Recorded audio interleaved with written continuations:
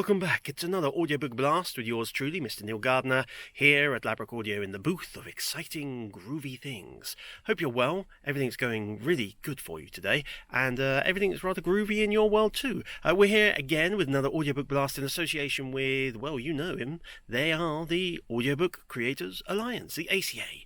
It's free to join if you're a UK audiobook industry creative type, a producer, director, narrator, an author even. What about a visual designer, maybe a cover designer, a proofer, a studio owner, anyone who helps make audiobooks in the UK, get involved, join up and help raise our voices together. What a great aim and a lovely group of people it is. And you can be part of it because you're a lovely person too. So amazing.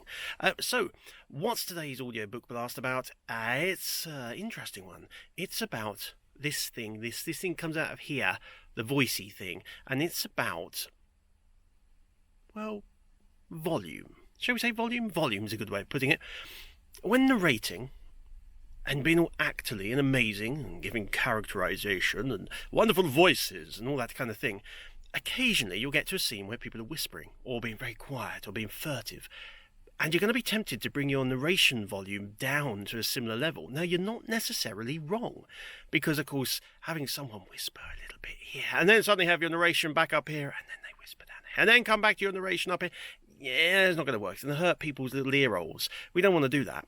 But at the same time, your narration doesn't have to be at the really quiet volume of the whispery bits that the dialogue's doing. So try and find a middle ground, because it can be a bit difficult to hear sometimes when you have a character whispering and then the description of what happens next. Maybe they're moving down the corridor or hiding behind a door or moving from one place to another is as equally quiet and whispered, and it doesn't quite work. So what I try to suggest to narrators who work with us is just bring that narration back up 50%, not fully back to your normal narration level. But also another point is, if you then get to the end of that quiet scene, sometimes your brain kind of gets stuck in that quiet whispery mode and you start your next scene down here again, quite quiet and close to the mic and everything. You don't need to. Just take a little beat, take a little breath, and then reset. Come back. Remember, you are projecting to the crowd at the back of the hall and all that kind of nonsense. So think about your volume and the relative volume of your narration. And producers and engineers, think about that too.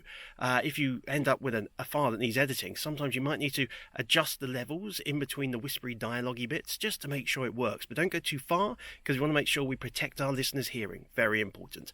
So that's my Audiobook Blast for today. Hope it's been helpful and interesting and useful. And if you don't agree, then, well, fair enough. We've all got our own way of doing things. I will see you very soon. Don't forget, go and check out the Audiobook Creators Alliance right now. Join up. It's free, it's fun, and it's fabulous. See ya!